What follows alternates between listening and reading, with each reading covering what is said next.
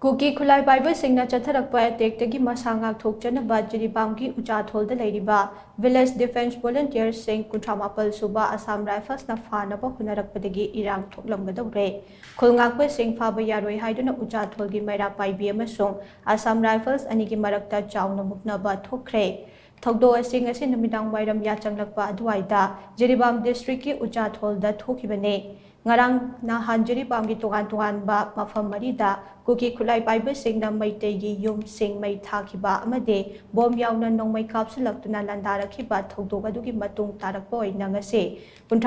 shuba Assam Rifles na Uchathol gi village volunteer shing Leiba yum ama koisinduna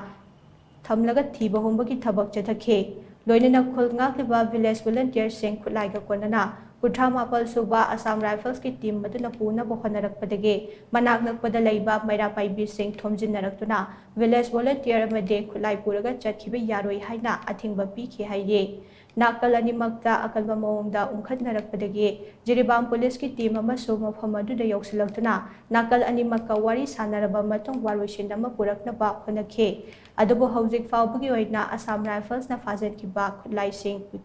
Pithoraktrabade waroisin purakpa ngamdana leide mafam adugi maira paibi ima shingna pendaba phongdokladuna hai Kuki khutlai paiba shingna Jiribam da Leiba maitegi yum shing paktaknana mai thakiba matam adudana karisu tawba ngamdraga hauzik isa Ngakthokchanaba leiriba village volunteer shing Phanaba shuba Assam Rifles na chatharakpa thawang ase yaningde haina phongdoknarakhe